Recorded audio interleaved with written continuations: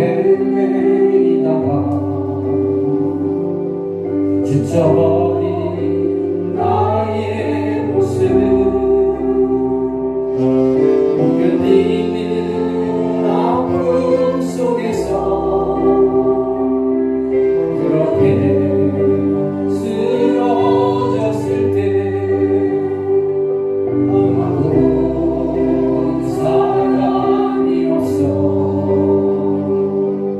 정말로 난 외로웠네. 그때 주님 내게서 나와 사랑으로 함께 하였네. 없는 자여 내게 오라. 나난한 자 내게 오라. 죄받은 많은 사람들아 모두 다 내게 오라.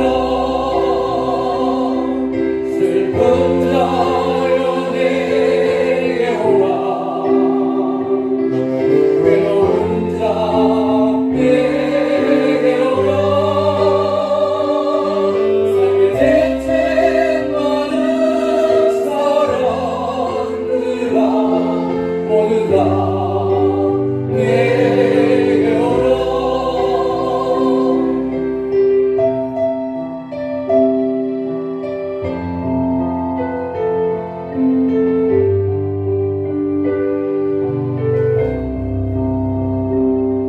수많은 사랑 중에서 주님이 날 부르실 때에 설레이는 나의 마음을 그렇게 기쁠 수 없네. 이제 나도 주님 위하여 내 모든 것 다 드리리. 내가 가진 모든 것들 아낌없이 주께 드리리. 모든 자여 내게 오라. 하나님 자 내게 오라. 죄받은 많은 사람들아 모두 다 내게 오라. 슬픈 자여 내게 오라. 외로운 자 내게 오라. 삶에 대체 많은 사람들아 모두 다 내게 오라. 저는 어렸을 때 동대문 이대구석병원 낙산에 있는 충신교회가 제 모교회입니다. 제가 존경하는 형님이 한 분 계셨어요. 고 이자 완자 귀자 되시는 분이에요. 저보다는 항상 연세가 많았어요. 키가 조그매요. 바싹 말랐어요. 동덕여고 앞에서 문방구를 했어요. 총각으로 살았습니다. 먹지 못하고 아끼고 하나님의 일을 위해서 한다고 했어요. 그러다가 어느 날 피를 토했어요. 각혈을 했습니다. 결핵입니다. 결핵에 걸려서 담임 목사님이 불러다 이야기했습니다. 이 집사, 결핵은 잘 먹어야 돼. 그러니까 아끼지 말고 잘 먹어. 그런데 이 집사님이 말을 안 들었어요. 아니요, 하나님이 고쳐주실 겁니다. 기도하면 됩니다. 결핵은 잘 먹어야 됩니다. 쉬어야 됩니다. 지금 우리나라에서 결핵이 다 해결됐지만 예전에는 못 먹는 가난한 후진국의 대표적인 질병이 결핵이었습니다. 그때 목사님이 그렇게 이야기했는데도 이 형님이 언젠가 없어졌어요. 일주일 뒤에 연락이 교회로 왔습니다. 죽었다고. 어디서? 오산리 금식기도원에서. 이 형님이 기도하면 고침을 받는다고 기도굴에 들어가서 기도해야지 하고는 금식을 하면서 불 속에 들어가 기도하다가 검은 피를 다 쏟고 기도굴 안에서 돌아가셨어요. 믿는 자 안에서 되는가요? 믿는 자 안에서 다 등치 못함이 없나요? 무모한 겁니다. 제가 아는 인천 숭익교에 다니는 집사님, 뭐 지금은 그분이 장로님이 되셨으니까 성함을 말씀드려도 되겠죠. 이자 명자 자자를 가진 분이에요.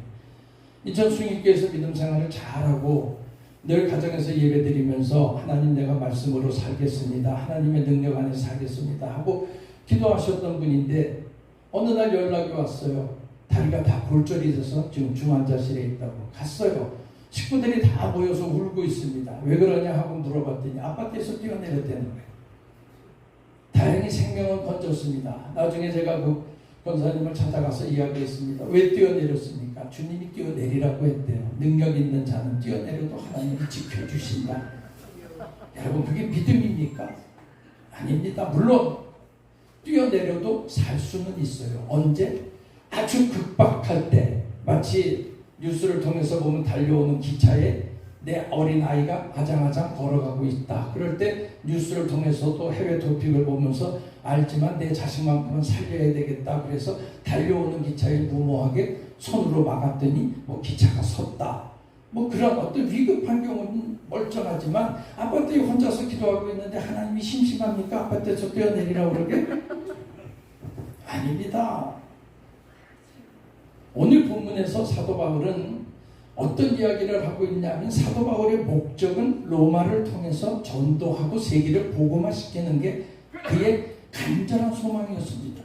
로마를 내가 그래서 가야 되겠다. 로마에 가서 복음을 전해서 많은 이들이 예수 믿게 하고 복음을 통해서 선교의 민족을 만들어야 되겠다. 왜 그 당시에는 팍스 로마나 로마로 평화는 통하고 모든 길은 통한다고 했으니 로마에 가서 내가 복음을 전해서 믿는 자를 많게 하고 교회를 세워서 하나님의 복음과 나라를 확장해야 되겠다는 포부를 가지고 있었는데 체포가 돼서 우리가 잘 아는 대로 포로의 신세로 재판을 받으러 가요. 마음대로 다니면서 사람 만나고 복음 전하고 예수 소개하고 능력을 행하고 그래서 믿는 자를 늘려도 시원치 않은데 체포가 돼서 재판을 받으려고 감옥으로 가면서 로마로 들어가는 겁니다. 하나님의 일을 하려고 그러는데 막는 겁니다. 안 되는 겁니다. 자유가 없는 겁니다. 그러니까 바울이 고민을 하는 겁니다.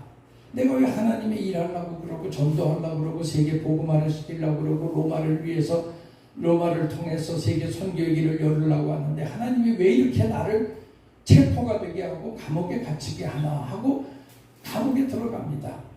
그런데 들어가서 가만히 있다 보니까 얘기가 달라지는 거예요. 감옥에 들어가 있습니다. 감옥 앞에 누가 있나요? 보초가 있어요. 3교대를 하는 보초도 있고 2교대를 하는 보초도 있고 하루씩 하는 보초도 있겠죠. 보초가 서 있어요. 바울은 전도하고 싶어요. 복음을 가르치고 싶어요. 그러니까 또 들어요. 어이 보초.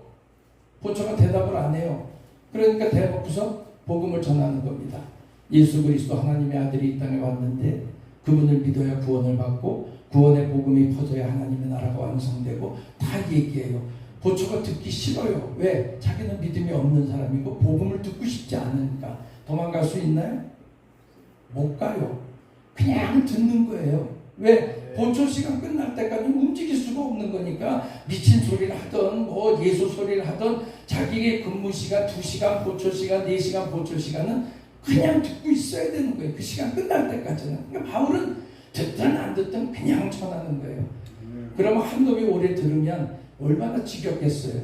그랬더니 하나님이 2시간 지나니까 딴 놈을 보내네.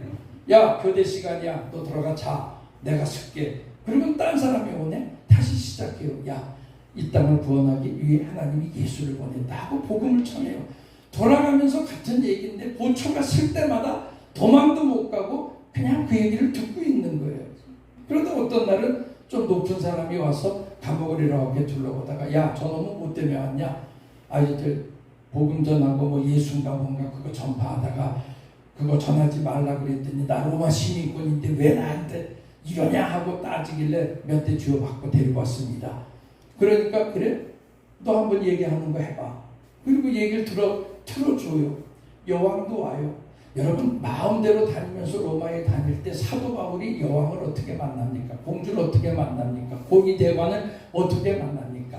있어 보니까 이게 막힌 것이 아니라 그 안에서 전도가 되는 거예요. 복음이 전해지는 거예요. 하나님의 나라가 확장이 되는 거예요. 그때서 깨닫는 겁니다. 바울이 아하 이거구나.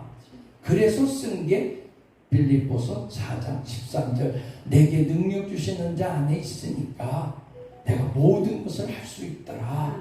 병을 고치더라. 부자가 되더라. 능력자가 되더라가 아니라 내가 능력 주시는 자 안에 있어 보니까 모든 것을 할 수 있게 되더라. 시간이 정해져 있으니까 다 빼고 결론만 세 가지 딱 얘기하고 간증하고 예배를 마치겠습니다. 세 가지만 여러분이 기억하면 됩니다. 내게 능력 주시는 자 안에서 첫째, 내가 모든 것을 이해할 수 있게 되었더라. 아멘. 둘째, 내게 능력 주시는 자 안에서 내가 모든 것을 감당하게 되었더라. 아멘. 셋째, 내게 능력 주시는 자 안에서 내가 모든 것을 만족하게 되었더라. 아멘. 내가 들어가서 보니까 주님 안에 있으면서 보니까 이해가 되지 않던 게 왜 이럴까 했던 것이 이해가 돼요. 그전에는 못 이겼는데 왜 나를 이런 처지로 밀어넣었을까 하는 것이 이해가 되니까 거기에서 패배하지 않고 감당할 수 있는 능력이 주어져요. 그리고 이해하고 그래서 어려워도 힘들어도 눈물 나도 감당하고 나니까 내 마음속에 만족감이 생기는 거예요. 저는 금수저입니다. 저는 굉장히 잘 사는 집안의 아들입니다. 저희 어머님이 동대문 시장에서 외제물건 장사를 했어요. 저는 어려서부터 국산을 먹어보질 않았어요. 여러분들이 칠성 사이다 먹을 때 저는 세븐업을 먹었어요. 여러분들이 새우깡 먹는다고 다닐 때 저는 외제 초콜릿을 먹었어요. 여러분들이 연필을 깎아서 쓸 때 저는 샤프심을 갖고 썼어요. 어머니께서 그렇게 큰아들이라고 온갖 정성을 다 키웠어요. 제가 나온 유치원이 140년 된 대한민국 최고의 유치원입니다. 어머님이 치맛바람이 불어가지고 제 생일날만 되면 유치원 선생님 전부 한복을 고급으로 동대문 시장에서 맞춰주었어요. 지금 생각하면 전문용어로 미친 짓입니다. 저를 사립학교에 보내서 똑똑한 애 만들겠다고 그 당시에 이부제가 있어서 일반 서민들은 오전반, 오후반 콩나물시루에서 공부할 때 저는 40명이 있는 경희초등학교에 들어가서 초등학교 3학년, 그 당시 국민학교죠. 국민학교 3학년 때부터 영어를 이미 다 띄었어요. 근데 그렇게 해봐야 소용이 없어요. 우리 집사람이 맨날 그래요. 사립학교 나오면 뭐하냐? 당신처럼 그 모양 그 꼴인데 진리예요. 오히려 다른 학교에서 나온 사람들이 공부 더 잘해요. 근데 어머님의 큰 걱정거리가 뭐가 있었느냐? 군대를 보내면 저놈이 죽을 것 같은 거예요. 제가 군대 갈 때 158cm에 46kg였어요. 그런 시절이 있었어요. 지금은 178에 79kg예요. 얼마나 아담했어요. 어머님이 생각하니까 이놈을 군대 보냈다가는 죽을 것 같은 거예요. 그러니까 흔히 말하는 병역 비리를 했어요.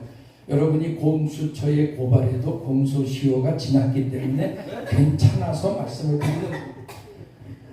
어머님이 그 당시 돈으로 집 한 채 값을 주고 저를 특과병으로 카츄샤를 빼려고 뇌물을 썼어요. 그래서 카츄샤를 보내려고 그렇게 애를 썼어요. 근데 카츄샤가 티오가 없어서 못 갔어요. 그 다음에 좋은 게 뭔가 그랬더니 병원 의사, 군인 위생병이 좋겠다 그래서 저를 군 병원으로 빼기 위해 사단장과 논산훈련소 소장을 통해서 집 한 채 값을 주고 저를 의무병과로 뺐어요. 목사인데 신학교를 다니던 때인데 군의학교를 가서 스펀지에다가 주사를 놓고 혈압을 재고 이 짓을 하고 있으니 왜 그랬는지 이해가 안 되는 거예요. 왜 나를 여기로 보냈지? 어머님은 서울수도통병원에 절 둘라 그랬어요. 근데 돈이 많이 드니까 제일 후방에 있는 부산통합병원으로 저를 보냈어요.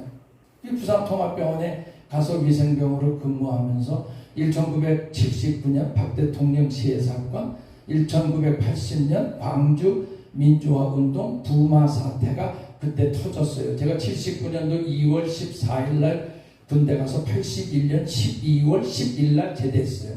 똑똑하죠? 무지무지하게 오래된 건데 이가 갈려서 그래요. 군번도 기억해요. 12946609. 아마 제 또래 중에 군번 기억하는 사람 많지 않을 거예요. 이가 갈릴 정도로 들어갔어요. 들어가서 안 해본 게 없어요. 미친놈들 죄송합니다. 정신적으로 조금 군대 생활 하기 싫어서 꾀병을 부리는 정신과 근무도 해봤고요. 아이도 받아봤고요. 또 일반 행정병도 해봤고요. 장교병실도 들어가 봤고요. 수술실에서도 근무했고요. 다 했어요. 그런데 그때 얼마나 환자가 많은지 광주 민주화에서 머리가 깨진 사람, 다리가 부러진 사람, 온갖 환자들은 제일 끝에 있는 부산통합병원이 마지막 병원이에요. 거기로 들어오는 거예요. 심지어 진압군들이 가다가 차가 뒤집어져 가지고 차 밑에 깔려서 식사하셨죠? 식사하셨죠? 식사 안 하셨으면 또 이따 밥맛이 없을까봐 차 밑에 깔려가지고 얼굴이 포가 된 거예요. 이렇게 납작하게 오징어 포처럼 코까지 다 그냥 깔리니까 그런 시신을 1000구가 넘게 장례를 치렀어요. 만들어서 하고 뭐 또 술 먹고 이렇게 개천가에서 소변 본다고 이렇게 취해가지고 하다가 그냥 꼬꾸라져가지고 물속에서 불어가지고 팅팅 불어서 만지면 비누 만지는 것처럼 미끌미끌한 온갖 시신을 다 치웠어요. 그러니 그런 것을 하면서 생각을 하니까 전두환 당시 대통령은 국난을 극복했다고 훈장인가 뭔가를 그 당시 군인들 다 줬는데 제대하면서 강가에 버려버렸어. 그 과정을 겪으면서 내가 왜 이 짓을 해야 되지? 내가 장차 목사가 돼서 설교하고 하나님의 영혼들을 함께 성장시키고 믿음 생활할 건데 내가 이거 칼질 일이 뭐가 있고 내가 애를 받을 일이 뭐가 있고 내가 주사를 놓을 일이 뭐가 있고 수술을 할 일이 뭐가 있는가 하고 이해가 되지 않았어요. 그러다가 1984년 첫 번 목회지인 전라북도 무주로 내려가라고 하는 명령을 받았는데 저는 호남 지역에 계신 분들 오해하지 마세요. 호남 지역은 감리교 불모 지역이라 내려가면 장로교가 감리교는 천국 못 간다고 얘기해서 전도가 안 되던 시절이에요. 근데 성남으로 가려고 어머님 계시는 서울 근처에 있으려고 아무리 애를 써도 안 되는 거예요. 근데 어느 날 전라북도 무주에 어느 노인 집사님이 땅을 1000평 내놓고 자기 땅에다가 교회를 세웠으면 좋겠다고 그러는데 갈 사람이 없는데 양전사 갈래? 그래서 그때 제 생각에 부름받아 나서니면 어디든지 가온다고 찬송은 잘하면서 여기는 전라도라 싫고 여기는 시골이라 싫고 여기는 수도권이 아니라 싫고 여기는 노인네가 있어 싫고 안 갈 수 있어요? 그래서 무슨 배짱인지 주님 가시는 곳이라면 가겠습니다 하고 내려간 거예요. 내려갔더니 150호가 있는 동네인데 내려가니까 동네 사람들이 냉랭한 거예요. 갔더니 동네 사람이 한 명도 안 나와. 집을 구해놓는다고 얘기했는데 갔더니 사택이 없어요. 길가 본고에서 잠을 자야 돼요. 사람들은 다 냉소해요. 왜? 왔다가 금방 가거든. 목사 한 수만 받으면 가니까 도시에서 있던 사람이 왔으니 허우대는 멀쩡하고 신혼부부라 이쁘고 잘생기기는 했는데 저 인간들도 얼마 안 있으면 갈 거니까 정주지 말자. 우리만 가슴 아프다. 얼마나 냉랭한지 몰라요. 근데 동네 어르신 한 분이 동네 인심이 이러면 안 된다. 객지에서 온 사람을 어떻게 길바닥에다 재우겠느냐. 방 하나 내줘라. 그래서 방을 내줬어요. 그 방이 얼마나 좋은 방인지 지금도 제 머릿속에서 지워지지 않습니다. 외양간 옆방입니다. 10월 27일 날 결혼하고 신혼여행 갔다 와서 10월 30일 날 내려가서 첫날 밤을 자는 거예요. 근데 옆에서 이놈의 소가 전도사가 왔으면 겸손할 줄 알아야지. 잠을 자면 여러분도 아시다시피 소는 가끔가다 이래요. 그러면 서울에서 외동딸로 곱게 자란 제 아내가 가다가 가만히 하고 하면 얼마나 놀래겠어요. 그러다가 그냥 뭐 난리가 났어요. 일어나 보라고. 그래서 왜 그러냐 그랬더니 천장을 가던 쥐가 이불로 떨어진 거예요.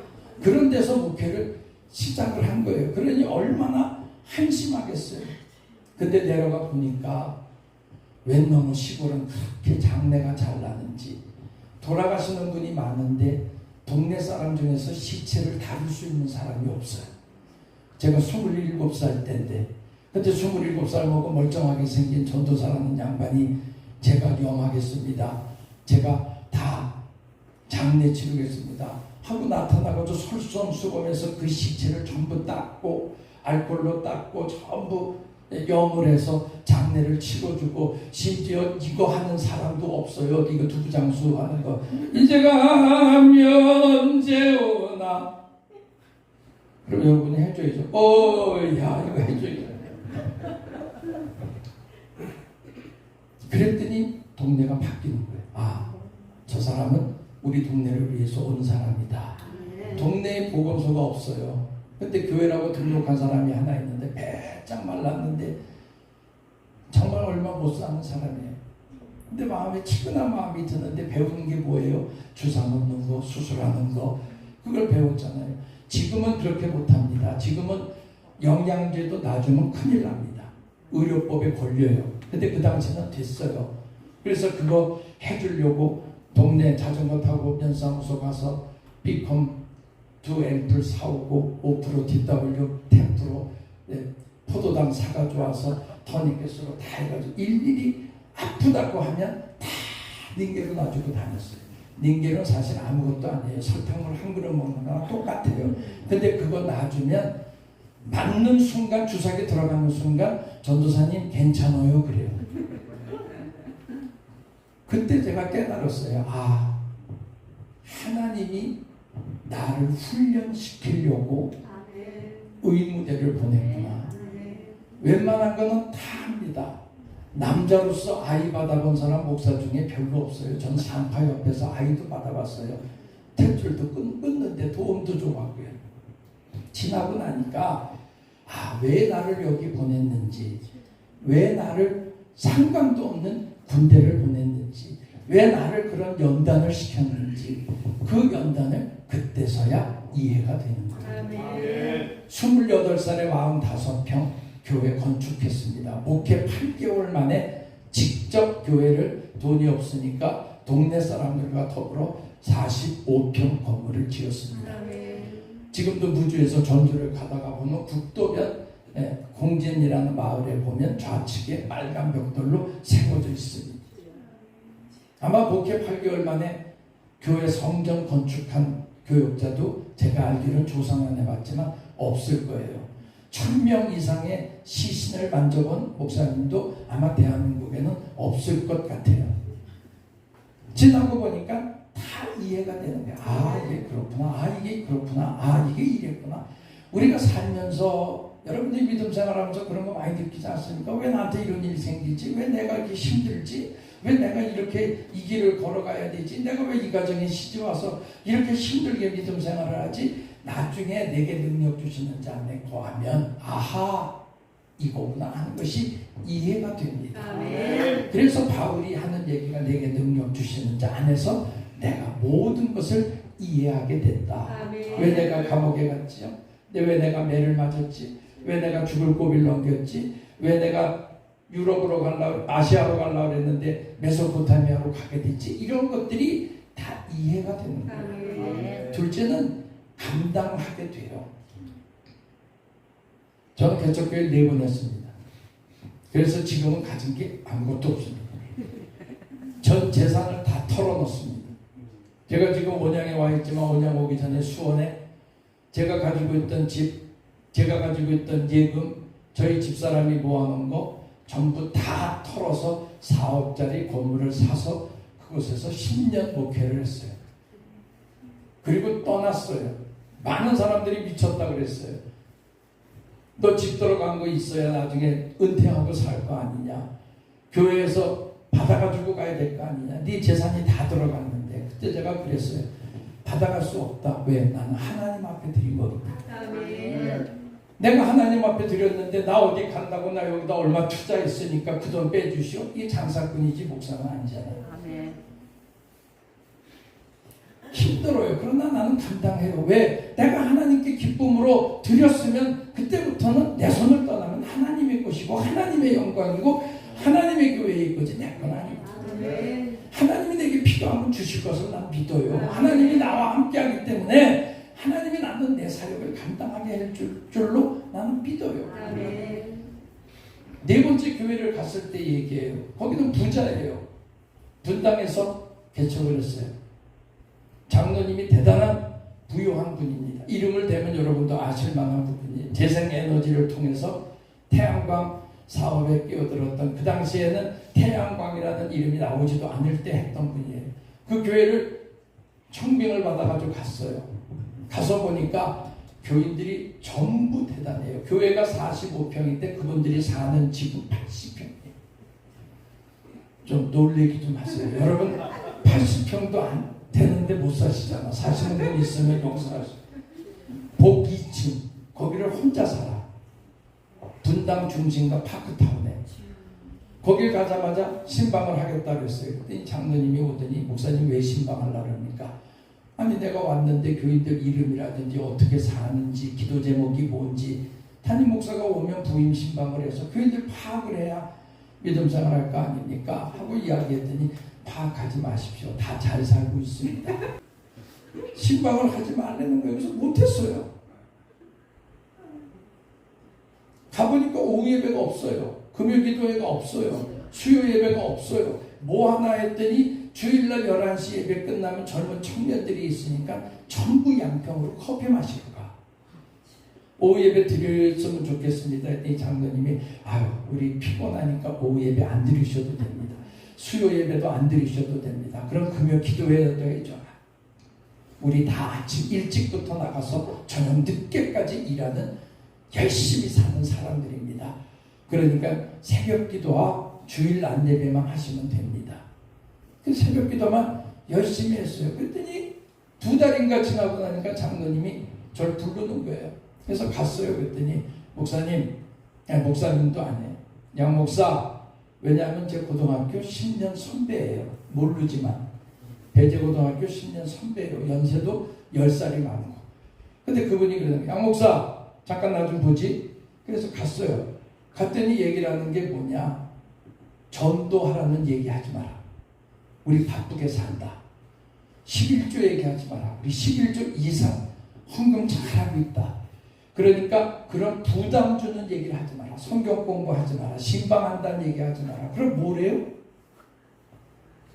그분 얘기는 주일 설교만 하고 새벽 기도만 하면 알아서 사례비 다 줄 테니까 월급쟁이로 그냥 너 부족하지 않게끔 다 교회에서 대줄 테니 우리 괴롭히지 말아라 그거예요. 제가 식사를 하자 그랬어요. 그랬더니 걱정 안 해도 된대요. 돈만 주면 반찬 3개로 식당에서 준비해가지고 오기 때문에 밥솥에 밥만 안 치면 된대. 그러면 먹고 나서 내놓으면 가져간대.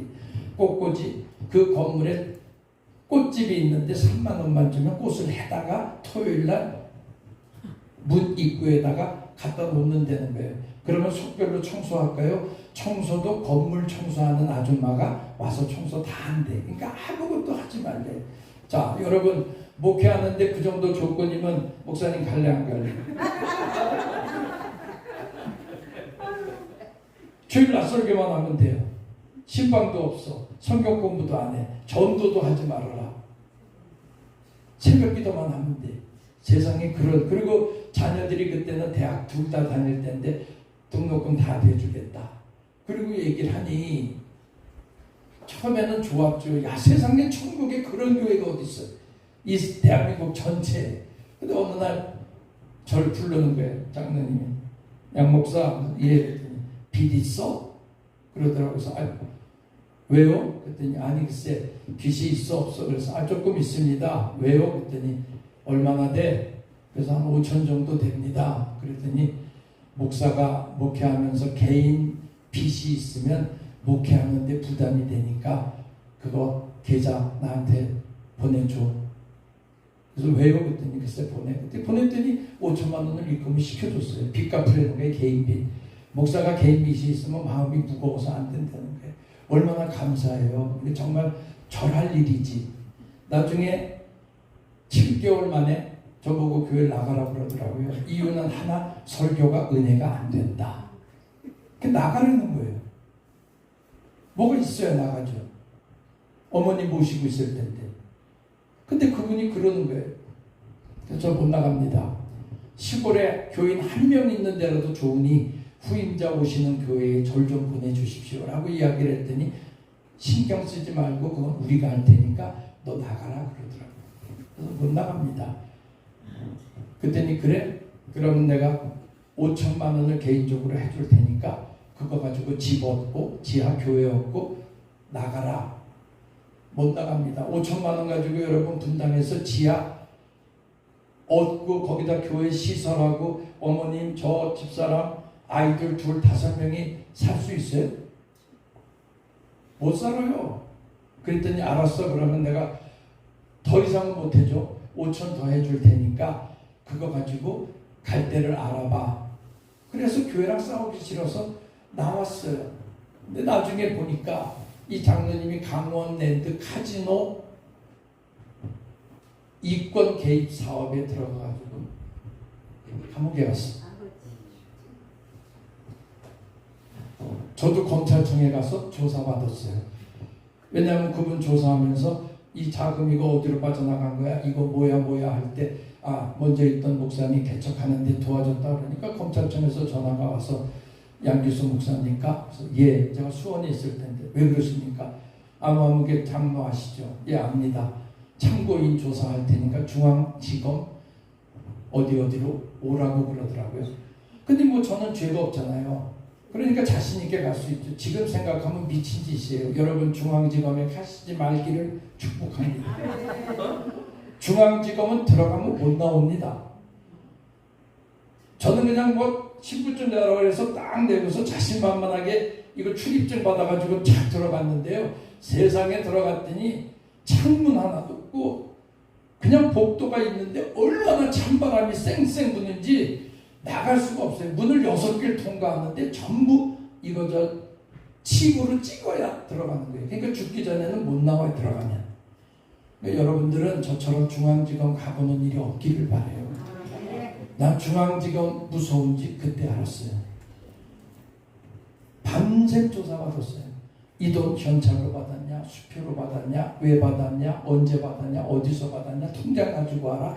밤샘 조사받았어요. 그러다 혐의가 없어서 저는 그냥 나왔어요. 얼마나 7개월이 누구의 고백처럼 7년이 70년 같이 느껴졌죠. 그때 제가 목회를 그만두려고 그랬어요. 하나님, 나 목회 못하겠습니다.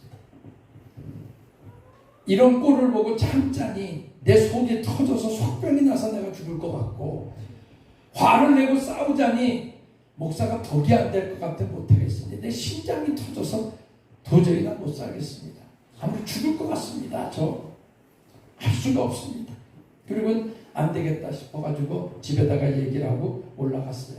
기도원에 올라가서 일주일 동안 내가 응답받고 내려온다. 그리고 올라가서 기도하는데 하나님 목회 못하겠어요. 속된 말로 더럽고 치사해서 못하겠습니다. 나는 하나님의 영광을 위해서 하는데 하나님 나 이거 아닌 것 같아요. 어떻게 목사가 월급쟁입니까? 기도하지 않고 신방 못하게 하고 봉사 못하게 하고 충성 못하게 하고 기도회도 못하게 하고 전도도 못하게 하고 나는 하나님 이 목회 못하겠습니다. 전제 때려칠랍니다. 차라리 미스터 트롯을 하든지 뭘 하든지 내가 인생을 한번 바꿔보겠으니 하나님 응답 주십시오. 응답이 없어요. 그러다 마지막 금요일날 밤 양평대학수도원에서 기도하는데 하나님께서 제게 이렇게 말씀해 주시면 얼마나 좋겠어요. 근데 말씀 대신 하나님의 말씀을 이렇게 읽게 하시는데 사사기의 말씀을 읽게 하시는 거예요. 근데 사사기의 말씀이 어디냐면 삼손이 두 눈이 다 뽑히고 블레셋 궁전에 들어가서 양쪽 손이 다 이렇게 묶여가지고 두 눈이 뽑힌 채로 잔치를 할 때 거기 가잖아요. 그 온갖 고관 백성들이 다 와가지고 잔치를 할 때 삼손이 드린 마지막 기도의 내용이 딱 성경을 읽는데 딱 들어오는 거예요. 그때 삼손이 뭐라고 기도하냐면 하나님 내게 한 번만 더 힘을 주시면 내가 이들과 함께 성전 안에서 요즘 말로 하면 자폭하겠습니다 라고 드리는 기도가 나와요. 그래서 성경에 보면 삼손의 머리가 자랐더라 라고 이야기합니다. 눈이 뽑히고 한 여자의 잘못된 선택으로 인해 죽을 길을 가던 그가 마지막 양쪽에 성전벽을 붙잡고 하나님 나에게 한 번만 더 기회를 주시면 나를 살려주시면이 아니라 이들과 함께 성전이 무너져 내가 장렬하게 죽겠습니다 하는 그 말씀이 큰 글씨로 성경을 보는데 제 눈에 탁 들어오는 거예요. 한 번만 더 힘을 더하시면 그때 제가 그래 하나님은 나와 함께하고 계시구나. 내가 그 하나님을 믿고 가야겠다. 그래서 그 위기를 넘기고 수원에 아까 말씀드린 대로 개척을 해서 새로운 건물을 하나 사고 지금 화원교회라고 있는 교회를 만든 겁니다. 그때 제가 깨달은 게 이 말씀입니다. 내게 능력 주시는 자 안에서 네가 무슨 일을 당하든 감당할 수 있게 하신다. 여러분 힘드십니까? 하나님이 감당할 힘을 주십니다. 여러분 어렵습니까? 하나님이 뛰어넘을 힘을 주십니다. 저는 목회하면서 깨달은 게 하나님이 함께 하시면 몰랐던 것이 알게 되고 할 수 없던 것을 할 수 있게끔 하십니다. 마지막 셋째는 하나님은 모든 것을 만족하게 하신다. 입의 말을 하나님이 듣고 계십니다. 제가 하나님 앞에 약속했던 것이 한 가지가 있습니다. 은퇴하기 전에 교회 7개 개척을 하겠습니다 라고 약속을 했습니다. 4개 개척했습니다. 은퇴까지 5년 남았습니다. 3개를 더 해야 됩니다. 못하겠습니다. 제가 저희 집사람한테 그랬어요. 하나님 앞에 7개 개척교회를 해서 교회를 세우고 하나님께 봉헌하겠다고 그랬는데 너무 힘들다 요즘. 그리고 세월도 얼마 안 남았고 가진 돈도 없다. 어떻게 할까? 하나님 앞에 약속한 거니 지킬까? 그랬더니 우리 집사람이 지켜야지 그러더라고요. 그래서 고마워 이해해줘서 단 하나 이혼하고 그래서 접었습니다. 그리고 하나님 앞에 기도했어요. 하나님 정말 죄송합니다. 하나님 용서해 주십시오. 3개는 못하겠습니다. 하나님 대신 제가 처음에 목회할 때 세웠던 그 꿈을 이루겠습니다. 어르신들 섬기는 목회로 예수님의 목회를 마무리하려고 합니다.